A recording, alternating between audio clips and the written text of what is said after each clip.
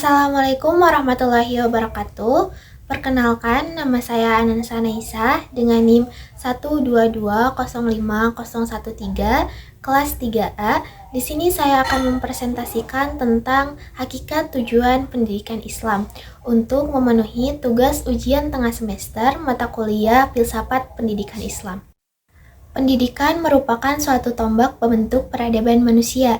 Adanya proses pendidikan Islam dicontohkan oleh pengajaran Rasulullah SAW terhadap para sahabat, sehingga menghasilkan suatu generasi yang mampu merealisasikan tujuan penciptaan manusia oleh Allah Subhanahu wa Ta'ala, yakni tujuannya menjadikan manusia sebagai khalifatullah di buminya. Konsep pendidikan dalam perspektif Islam yaitu pendidikan adalah suatu upaya untuk membentuk jasmani dan rohani menuju pada tingkat kesempurnaan dan melengkapi sifat-sifat kemanusiaan dalam arti yang sesungguhnya. Sedangkan dalam dunia Islam, istilah yang sering digunakan untuk merujuk atau mengarah pada makna pendidikan Islam secara keseluruhan yakni adalah tarbiyah dan takdib. Istilah tarbiyah dalam bahasa Arab atau education dalam bahasa Inggris yang berasal dari bahasa Latin yaitu educar memacu pada kata tarbiyah yang pada dasarnya berarti mengasuh, menanggung, memberi makan, kemudian mengembangkan dan memproduksi hasil-hasil yang sudah matang. Penerapannya dalam bahasa Arab tidak hanya terbatas pada manusia saja, akan tetapi meluas kepada semua jenis hewan ataupun spesies-spesies lain seperti mineral, tanaman, dan lain sebagainya. Nah, yang kedua adalah hakikat pendidikan Islam. Hakikat pendidikan Islam ini lebih mengarah kepada hakikat pendidikan yang beradab, sehingga menurut Profesor Al-Atas mendefinisikan pendidikan adalah pengenalan dan pengakuan yang secara berangsur-angsur ditanamkan dalam diri manusia tentang tempat yang tepat dari segala sesuatu di dalam tatanan penciptaan manusia, sehingga membimbing manusia ke arah pengenalan dan pengakuan tentang tempat Tuhan.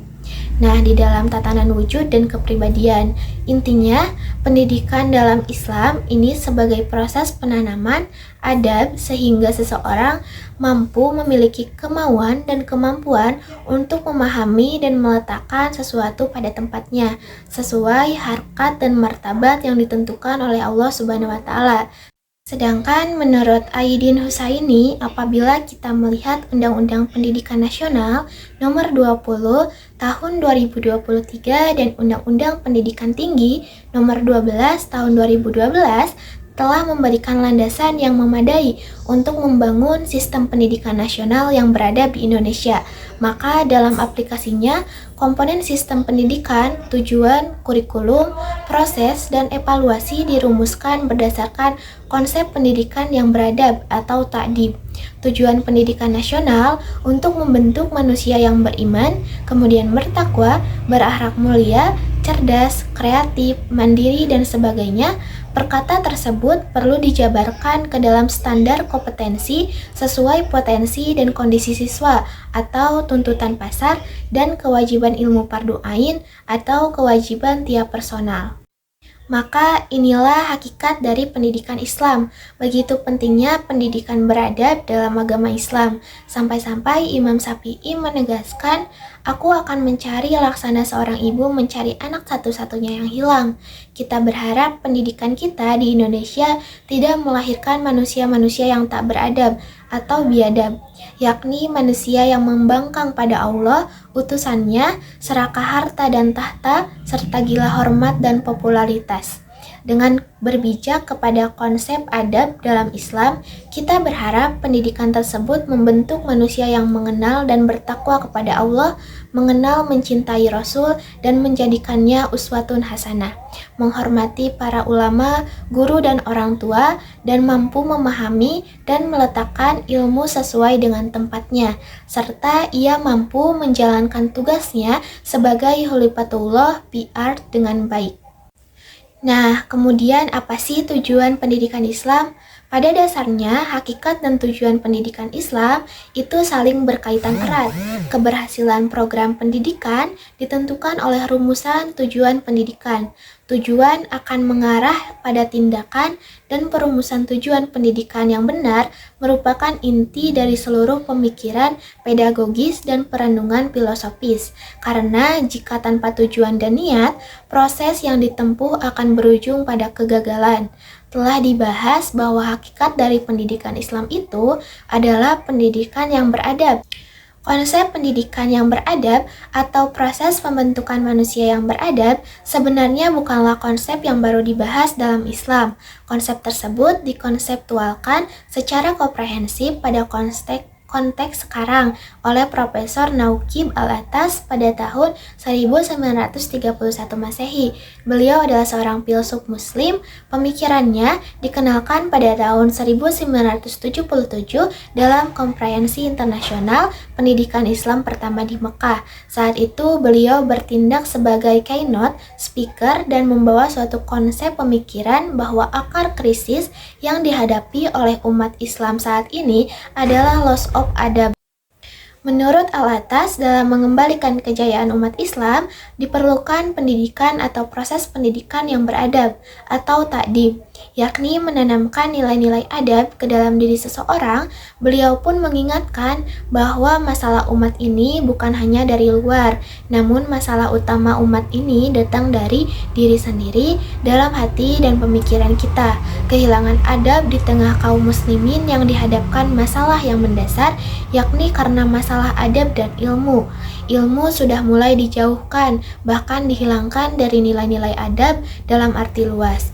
Efek buruk dari fenomena ini adalah terjadinya kebingungan dan kekeliruan perspektif mengenai ilmu dan pengetahuan, sehingga selanjutnya menciptakan ketiadaan adab dari masyarakat. Hasil akhirnya adalah ditandai dengan lahirnya para pemimpin yang bukan saja tidak layak memimpin umat, melainkan juga tidak memiliki akhlak yang luhur dan kapasitas intelektual dan spiritual di berbagai sektor kehidupan, baik kerusakan individu, kemudian masyarakat, bangsa, dan negara.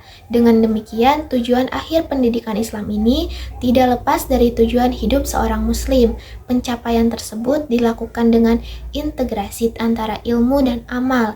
Jika seseorang mengalami pendidikan dan telah mendapatkan ilmu, namun ia tidak mengalami perubahan, maka ia telah sia-sia ketika menempuh pendidikannya. Dan juga sangat percuma jika seseorang yang telah faqih namun ia tidak mampu mengubah akhlaknya, maka ia pun akan sulit mencapai kebahagiaan.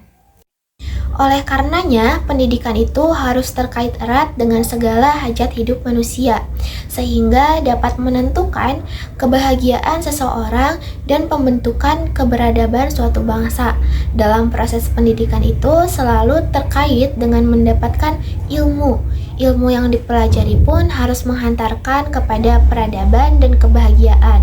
Maka dalam proses pendidikan ini bersifat integral atau kuli dan bukan parsial atau juz'i. Bukan suatu pemikiran Islam yang orisinil apabila ada konsep spasialisasi sempit yang membutakan ilmuwan dari khazanah keilmuan bidang-bidang lain, khususnya bidang-bidang ilmu fardu ain. Ilmu fardu kifayah atau ghoir syariah ini diperoleh melalui nalar, pengalaman atau percobaan dan konsensus, serta ilmu tersebut dibagi juga menjadi ilmu yang terpuji, tercela, dan yang diperbolehkan. Aspek ilmu fardu kifayah atau profesionalitas ini juga penting karena terkait dengan tegaknya masyarakat untuk menjalankan misinya sebagai khalifatullah. Maka manusia diwajibkan memiliki ilmu yang menopang kehidupannya di dunia sebagai sarana untuk beribadah. Sekian materi yang dapat saya sampaikan. Untuk kesimpulannya adalah, menurut Al-Attas, hakikat pendidikan Islam adalah pendidikan yang berbasis penanaman adab pada manusia. Konsep ta'dib ini berkaitan dengan keimanan seseorang yang mana bersumber pada wahyu ilahi, sehingga konsep ta'dib sejalan dengan tujuan dari hidup manusia, yakni membentuk manusia yang beradab dan menjadi bagian dari manusia yang baik atau bertakwa di sisi Allah, sehingga akhirnya ia dapat meraih kebahagiaan di dunia dan di akhirat. Kebahagiaan di dunia dan akhirat ini dapat dicapai melalui pendidikan. Apabila manusia itu mendapat ilmu, kemudian ia dapat kebenaran, setelah itu diamalkanlah ilmunya tersebut, maka ia akan mampu meningkatkan kualitas perilaku dalam hidupnya, sehingga terciptalah kebahagiaan di dalam jiwa dan raganya. Dengan demikianlah, kebahagiaan hakiki itulah yang harus diraih setiap muslim melalui proses tersebut. Bahkan peradaban Islam pun dapat dibangkitkan kembali. Mungkin cukup sekian presentasi dari saya. Terima kasih telah menyimak video ini. Wassalamualaikum warahmatullahi wabarakatuh.